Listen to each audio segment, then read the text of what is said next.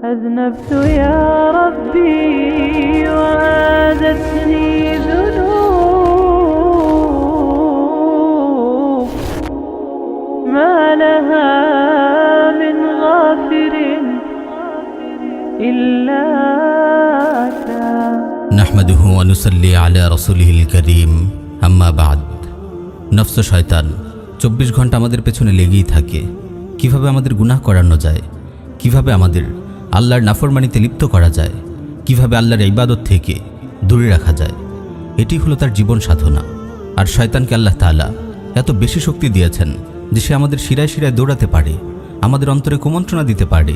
সহিহ বুখারীতে এসেছে, রাসূল সাল্লাল্লাহু আলাইহি ওয়াসাল্লাম ইরশাদ করেন, ইন্নাশ শাইতানা ইয়াজরি মিনাল ইনসানি মাজরাদ দাম। শয়তান মানুষের শিরায় শিরায় বিচরণ করে। প্রিয় ভাই, আমরা মানুষ, আমরা দুর্বল। আল্লাহ তাআলা বলেন, ওয়া খুলিকাল ইনসানু দাঈফা। মানুষকে দুর্বল রূপে সৃষ্টি করা হয়েছে। তাই চেষ্টা করলেও অনেক সময় আমরা গুনাহ থেকে বাঁচতে পারি না। শয়তানের কাছে, প্রবৃত্তির কাছে আমরা বারবার হেরে যাই। তাই গুনাহ হয়ে যাওয়া আশ্চর্যের ব্যাপার নয়, কিন্তু এটি বড় আশ্চর্যের যে কোনো মুমিন তার গুনাহকে আল্লাহর রহমতের চেয়ে বড় মনে করে। আমার ভাই, আমার বোন, এই কথাটি মনে গেঁথে রাখুন। আপনি যত বড়ই পাপী হন, যত বড় গুনাহগারী হন, আপনার পাপ, আপনার গুনাহ, আপনার অপরাধ কখনো আল্লাহর রহমতকে ছাড়িয়ে যেতে পারে না। সুবহানাল্লাহ! কোনো মুমিন কিভাবে ভাবতে পারে তার গুনাহ আল্লাহর মাগফিরাতের চেয়েও বড়? আস্তাগফিরুল্লাহ সুম্মা আস্তাগফিরুল্লাহ। শয়তান আমাদেরকে আল্লাহর ব্যাপারে নিরাশ করে দিতে চায়। শয়তান চায় আমরা আমাদের রবের রহমতের ব্যাপারে নিরাশ হয়ে যাই, আমরা আমাদের রবের মাগফিরাত থেকে মুখ ফিরিয়ে নিই।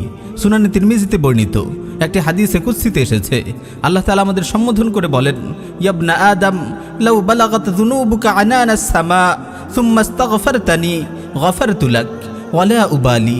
হে আদম সন্তান, তোমার গুনাহ যদি এত বেশি হয়ে যায় যে তা আকাশের মেঘমালায় গিয়ে ঠেকে, তারপর তুমি আমার কাছে ক্ষমা চাও, তবু আমি তোমাকে ক্ষমা করে দেব, আমি কোনো পরোয়া করি না। ইয়া আদম ইন্নাকা লাউ আতাইতানি বিকুরাবিল আরদি খাতায়া সুম্মা লাকিতানি ওয়ালা তুশরিকু বি শাইআ লাআতাইতুকা বিকুরাবিহা মাগফিরা। হে আদম সন্তান, তুমি পৃথিবী ভরা গুনাহ নিয়েও যদি আমার কাছে আসো, যদি শিরক না করে থাকো, তবে আমি পৃথিবী ভরা ক্ষমা নিয়ে তোমার কাছে আসব। সুবহানাল্লাহ! আল্লাহ রাব্বুল আলামিনের এই সুস্পষ্ট ঘোষণার পরও কি কেউ তার মাগফিরাত থেকে নিরাশ হতে পারে? আমার গুনাহগার ভাই, আমার গুনাহগার বোন, আপনি জানেন আল্লাহ রাব্বুল আলামিন গুনাহগার বান্দাদের ব্যাপারে কি বলেছেন? ইয়া ইবাদিয়াল্লাযীনা আসরাফু আলা আনফুসিহিম। হে আমার বান্দারা, তোমরা যারা নিজেদের প্রতি অবিচার করেছো। কত মায়া ভরা আল্লাহর আহ্বান, ইয়া ইবাদিয়াল্লাযীনা আসরাফু আলা আনফুসিহিম।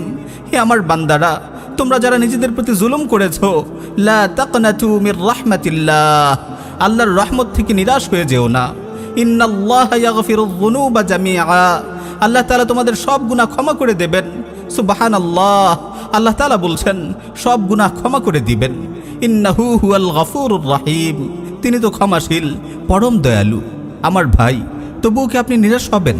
শয়তানের ফাঁদে পা দেবেন? যখনই আপনার মনে আসবে আপনার গুনাহ আল্লাহ তাআলা ক্ষমা করবেন না, তখনই আস্তাগফিরুল্লাহ পড়ুন, সাথে সাথেই আস্তাগফিরুল্লাহ পড়ুন। আল্লাহর কসম, এটি শয়তানের ধোঁকা, এটি ইবলিসের ধোঁকা। এটিকে মন থেকে ঝেঁটিয়ে বিদায় করুন।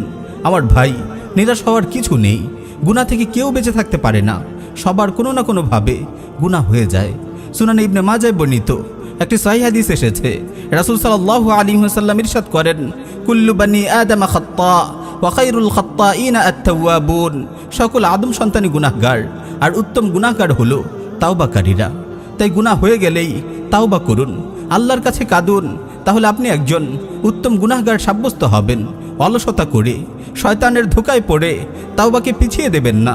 যতবার গুনাহ হয়ে যায় ততবার তাওবা করুন, যখনই গুনাহ হয়ে যায় তখনই তাওবা করুন। আল্লাহ তাআলা আমাদের সবাইকে আমল করার তৌফিক দিন। আমিন ইয়া রাব্বাল আলামিন।